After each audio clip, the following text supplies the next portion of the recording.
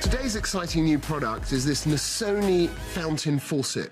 Now, this is an extremely intelligent invention that's very simple in its design. And often, the best inventions are very, very simple advancements and upgrades on the products that we use every single day.